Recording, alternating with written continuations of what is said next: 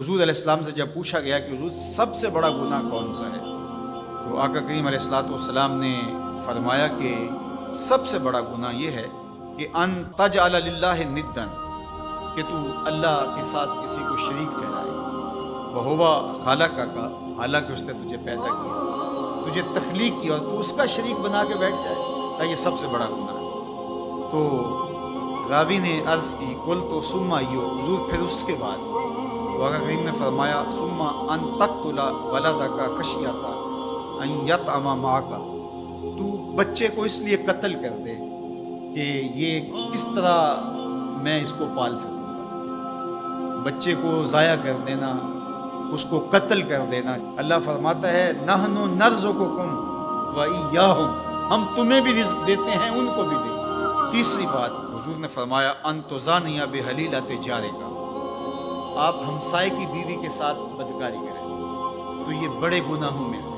ہمسایہ ماں جائے کی طرح ہوتا ہے، اس کی دیوار سانجھی ہوتی ہے، اس کی عزت سانجھی ہوتی ہے، اور اگر کوئی شخص طاق میں رہے اور ہمسایوں کے گھر گھس کے ان کی آبرو ریزی کر دے، تو یہ تین بڑے گناہ جو ہیں ان میں سے ایک بڑا گناہ اللہ کے محبوب علیہ السلام نے ارشاد فرمایا۔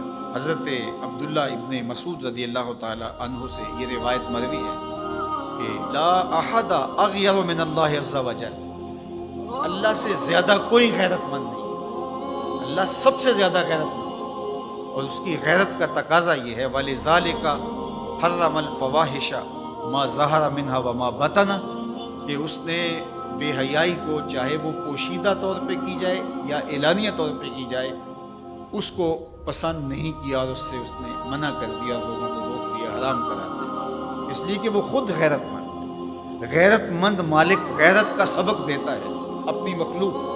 اللہ تعالیٰ قرآن مجید میں ارشاد فرمایا وَلَا تَقْرَبُوا الْفَوَاحِشَ مَا ظَهَرَ مِنْهَا وَمَا بَطَنَ، فحش کام کے قریب نہ جانا، وہ اعلانیہ طور پہ کرو یا وہ مخفی طور پہ کرو۔ تو مفسرین نے لکھا کہ جو بدکاری ہے وہ مخفی فحش ہے، اور شراب نوشی یہ اعلانیہ فحش ہے۔ شراب نوش جو ہے وہ چھپ نہیں سکتا، بدکار بعض اوقات ایک مدت کے لیے چھپ جاتا ہے، لیکن یہ بات ذہن میں رکھیے کہ جو بدکار ہے وہ دنیا کے اوپر رسوا ضرور ہوتا ہے، اس کے چہرے کا نور چھین لیا جاتا ہے، اور اس کے اوپر مصیبتیں مسلط کر دی جاتی ہیں، اور اللہ کے قہر و غضب کا شکار ہوتا ہے، اس کی دعائیں قبول نہیں ہوتی، نیک لوگوں کی دعاؤں سے اس کا حصہ نکال لیا جاتا ہے، لیکن بہرحال ایک مدت کے لیے چھپ جاتا ہے۔ لیکن شرابی اپنے جرم کو نہیں چھپا پاتا، تو کہا کہ جو مخفی جرم ہے وہ بدکاری ہے،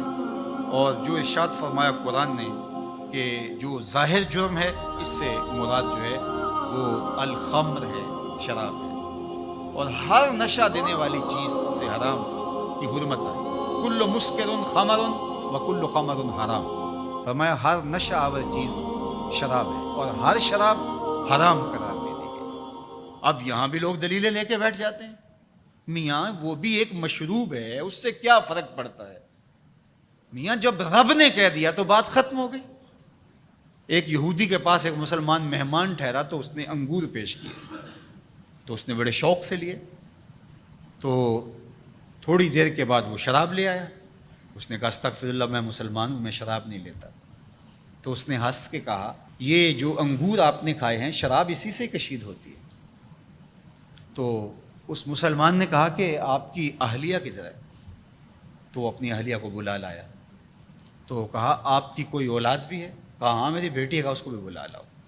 تو اس کو بھی بلا لایا، جب دونوں آ کھڑی ہوئی تو کہا کہ یہ حلال ہے تیرے لیے، اور یہ بیٹی اسی کی ہے، اور یہ حلال نہیں ہے۔ تو جب اس یہودی نے یہ بات سنی فقال اشہد ان لا الہ الا اللہ وحدہ لا شریک لہ واشہد ان محمدا عبدہ ورسولہ، کہا اتنی خوبصورت دلیل، اتنی خوبصورت دلیل، کہا انگور سے شراب نکلی ہے تو شراب حرام کیوں، انگور حلال کیوں؟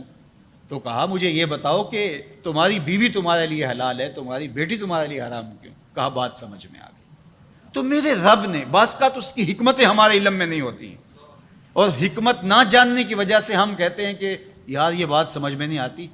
یہی تو ہمیں بتایا گیا کہ جو سمجھ میں آئے اس کو بھی ماننا ہے، جو نہیں سمجھ میں آئے اس کو بھی ماننا ہے۔ ہم جنت کو مانتے ہیں نا، دیکھا ہے، یا رب کو مانتے ہیں، دیکھا ہے، وہ سمجھ میں آتا ہے، تو دل میں تو آتا ہے، سمجھ میں نہیں آتا۔ میں جان گیا بس تیری پہچان یہی ہے۔ ہم تو سب سے بڑی حقیقت کو بغیر دیکھے مانتے ہیں، بغیر سمجھے مانتے ہیں۔ ادراک فہم کی حدود سے ورا ہے، عقل و خرد کے